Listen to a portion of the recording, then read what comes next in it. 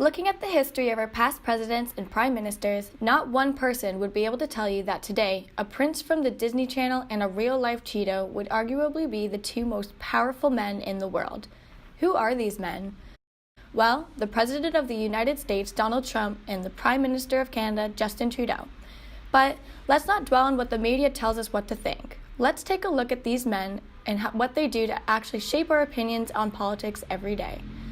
Let's break this down into two separate ways of analyzing them: how their background supports their political power today, and how their communicative styles gives them both advantages and disadvantages. Now, let's look into Donald Trump, in office since January 20th, 2017.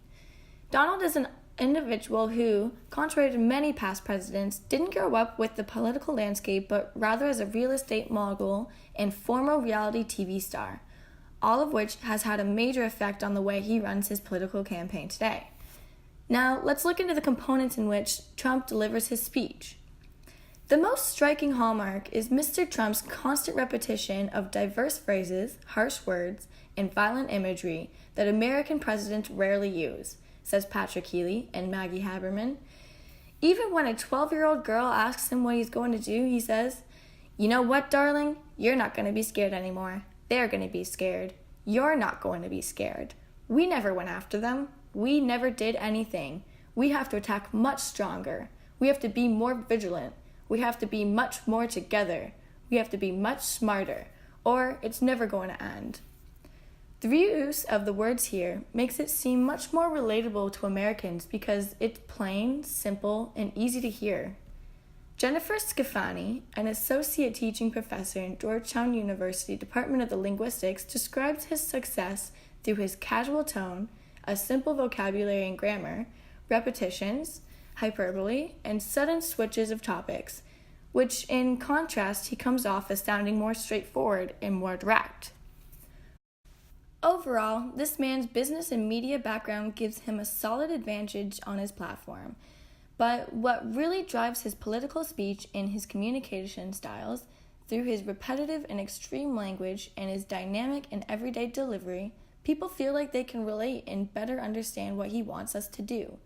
The man's best ability is how to sell people on a feeling. Moving forward, let's talk about Justin Trudeau, in office since November 4th, 2015.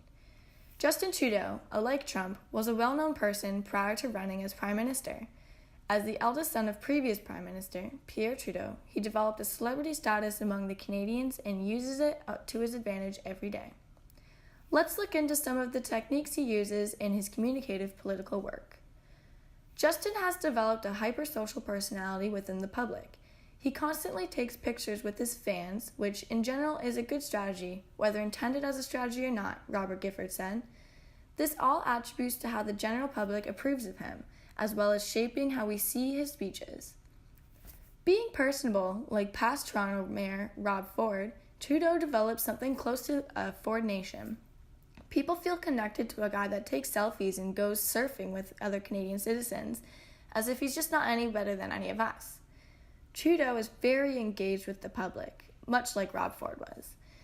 Rob returned every phone call, even showing up on people's doorsteps late at night to help with their problems. This creates an aesthetic and appealing reaction to the people involved in politics. Both of these men are the type of guys you would want to have a beer with, which helps to improve approval ratings amongst younger generations. Moving along with this point, Trudeau comes off as very authentic rather than scripted, which can be said to be similar to Trump. Younger voters want a more authentic and real connection to the people they are voting for, says Ian Capstick, the founder of Media Style. When everybody has the same ability to control the message through social media, the ability to lose control of the message becomes the professional's move. In other words, less control is more. Although Trudeau seems to be extremely casual, he can often come off as unprofessional. Conservatives and New Democrats have complained Trudeau's responses do not always include an answer to the question posed, says Aaron Wary. For example, during a question period, Trudeau avoided answering a question on how many times he's met with the ethics commissioner, which aggravated people after the 18th time of asking with no reply. So you see, both of these powerful men are running North America today. Donald Trump, the businessman who talks at a low reading level and implies fear tactics in his speeches, and Justin Trudeau, the celebrity who is ready to take selfies, win the hearts of adoring fans, and also avoid serious questions. What do you think about these two men as the most powerful people in North America?